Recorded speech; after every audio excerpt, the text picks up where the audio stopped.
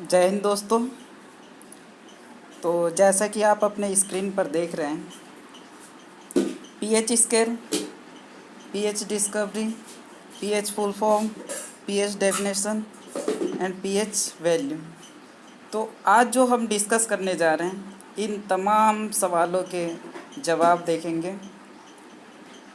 और यदि आप हमारे इस चैनल पर फर्स्ट टाइम विज़िट कर रहे हैं तो प्लीज़ हमारे इस चैनल को सब्सक्राइब कर लीजिए तथा साथ ही जो बेल आइकन को भी प्रेस कर लीजिए।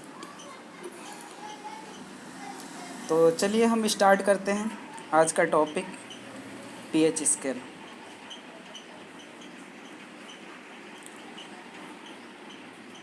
सबसे पहले हम बात करते हैं पीएच स्केल। इसकी डिस्कवरी किसने की थी?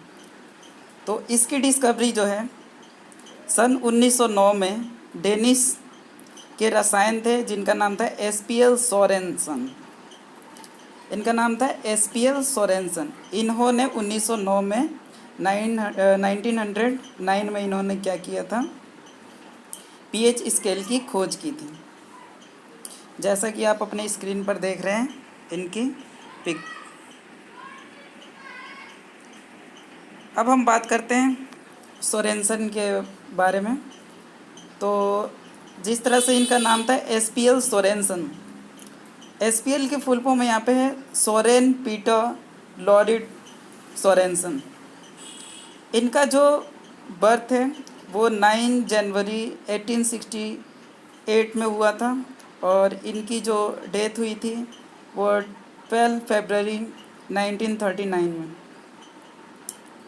was a Danish chemist famous for the introduction of the concept of pH, a scale for measuring acidity and alkalinity। क्या था कि ये डेनिस के एक तरह से रसायन थे। इन्होंने क्या है पीएच स्केल की जो खोज की थी। पीएच स्केल का जो उन्होंने यूज़ किया था वो एसिडिटी और एल्कनिटी यानी कि बेस और एसिड, इन दोनों की वैल्यू को मेज़र करने के लिए इन्होंने पीएच स्केल की खोज की थी। जैसा कि आप अपने स्क्रीन पर देख रहे होंगे कि वो अपने हाथों में बीकर लेके जो है यहाँ पे एक्सपेरिमेंट कर रहे हैं। नेक्स्ट हम बात करते हैं पीएच की फुल फॉर्म। तो पीएच की फुल फॉर्म होती है पोटेंशियल ऑफ हाइड्रोजन, यानी कि पावर ऑफ हाइड्रोजन भी इसे कहा जाता है। इसे आप हिंदी में बोल देंगे हाइड्रोजन की शक्ति। यानी कि पीएच पे जो भी मापा जाता है वहाँ पे हाइड्रोजन की शक्ति को मापा जाता है कि हाइड्रोजन वहाँ पे कितनी मात्रा में वहाँ पे उसका यूज़ हुआ है, यानी कि H+ आयन की कितनी मात्रा वहाँ पे यूज़ हुई है, हाई लेवल में है या लो लेवल में, ये सारी चीज़ें हम जानेंगे। देखते हैं नेक्स्ट स्लाइड में पीएच डेफिनेशन की बात करते हैं।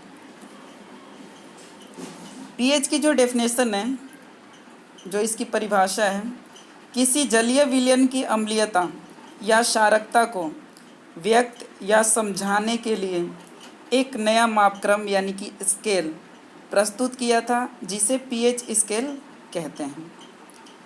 यानी कि सोरेनसन ने क्या किया था, जो पीएच स्केल का जो खोज किया था वो अम्लीयता और क्षारकता यानी कि एसिडिटी और बेसिसिटी को व्यक्त या समझाने के लिए उन्होंने किया था, पीएच स्केल की खोज की थी।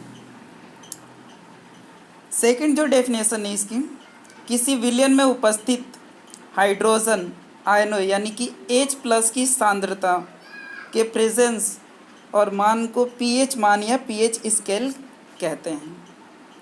यानी कि H+ आयन की सांद्रता को मापने के लिए जिस स्केल की खोज की गई थी, जिस मापक्रम की खोज की गई थी, उस मापक्रम का नाम है पीएच स्केल।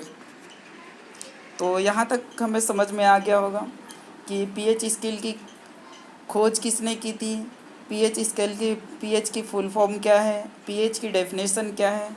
अब हम बात करते हैं नेक्स्ट पीएच वैल्यू में पूरी जानकारी ले लेते हैं कि पीएच वैल्यू जो है, एसिडिक जो वैल्यू होती है वो 7 से कम होती है, 7 से 0 तक, और जो बेसिक वाली वैल्यू यानी कि एल्कलीन वाली वो 7 से 14 तक होती है। और जो 7 होती है उसे न्यूट्रल कहा जाता है, यानी कि सॉल्ट कहा जाता है, लवण। यानी कि अम्ल की जो है मान जो होती है, अम्ल का जो मान है वो 0 से 7 तक के बीच में, और जो क्षार होता है, क्षार का जो मान होता है वो 7 से 14 के बीच में होता है, और जो सॉल्ट होता है उसका मान 7 होता है। अब कुछ एग्जांपल्स देख लेते हैं, जैसे कि जो 0 है, जैसे बैटरी का एसिड हो गया, स्ट्रॉन्ग जो है उसमें हाइड्रोक्लोरिक एसिड का यूज़ किया जाता है। Hydrochloric acid secreted by stomach leaning, उसकी वैल्यू 1 होती है। Lemon juice, gastric acid, vinegar, इसकी जो 2 के करीब होती है। और जो grep fruit juice, orange juice, soda, इसकी जो पीएच वैल्यू है वो 3 होती है। टोमेटो जूस, एसिड रेन, इसकी वैल्यू 4 होती है। Soft drink, water, black coffee, इसकी पीएच वैल्यू 5 होती है। यूरिन, साइवा, इसकी पीएच वैल्यू 6 होती है। यानी कि 0 से 6 तक की अगर हम बात करते हैं तो ये सारे के सारे एसिड वाले थे, यानी कि अम्ल थे। यानी कि इनका जो स्वाद होता है, यानी कि टेस्ट होता है, वो कैसा होता है? खट्टा होता है। अब हम बात करते हैं 7 जो है ये न्यूट्रल फॉर्म, यानी कि इसे सॉल्ट का भी नाम दिया जाता है। इसकी जो है, इसमें प्योर वाटर एग्जाम्पल है। अब बात करते हैं सी वाटर की जो है पीएच वैल्यू 8 होती है। बेकिंग सोडा की 9 होती है। Great salt lake milk of magnesia, इसकी जो पीएच वैल्यू होती है वो 10 होती है। अमोनिया सॉल्यूशन, इसकी पीएच वैल्यू 11 होती है। सोपी वाटर की जो होती है वो 12, और ब्लीच ओवन क्लीनर जो है वो 13 होती है pH value. Liquid drain cleaner, इसकी जो 14 पीएच वैल्यू होती है। यानी कि 8 से 14 तक के बीच में जितने हैं वो सारे एल्कलीन है, यानी कि बेस है, यानी कि क्षार। तो क्षार यानी कि जिनका स्वाद जो होता है वो कड़वा होता है। ये सारे के सारे हमने एग्जाम्पल्स की बात कर लिए। अब नेक्स्ट हम बात करते हैं कि जो एसिड और एल्कलीन यानी कि बेस है, इन्हें कैसे जो है अलग अलग कैटेगरी में रखा जाता है। यानी कि एसिडिक जो होते हैं वो 2 फॉर्म के होते हैं, यानी कि स्ट्रॉन्ग एसिड और वीक एसिड होते हैं। वैसे ही एल्कलीन वाले भी होते हैं जिसे बेस भी बोला जाता है, इसमें भी स्ट्रॉन्ग बेस और वीक बेस मिलेंगे। स्ट्रॉन्ग एसिड, इसे प्रबल अम्ल कहा जाता है, और वीक एसिड का मतलब है दुर्बल अम्ल। इसी तरह से स्ट्रॉन्ग बेस का मतलब है यहाँ पे प्रबल क्षार, और जो वीक बेस का मतलब है यहाँ पे दुर्बल जो है क्षार है। अब हम इनकी वैल्यू समझते हैं कि स्ट्रॉन्ग एसिड कहाँ से कहाँ तक इसकी जो पीएच वैल्यू होती है। तो स्ट्रॉन्ग जो एसिड की जो पीएच वैल्यू होती है वो 0 से 3.5 तक होती है, और जो वीक एसिड है वो 3.5 से 7 तक होती है। इसी तरह से स्ट्रॉन्ग बेस, उसकी पीएच वैल्यू जो है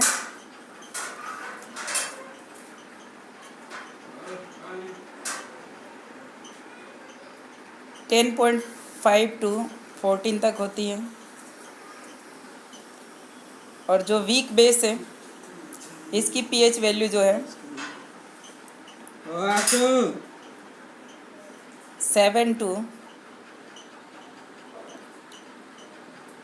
10.5 तक होती है।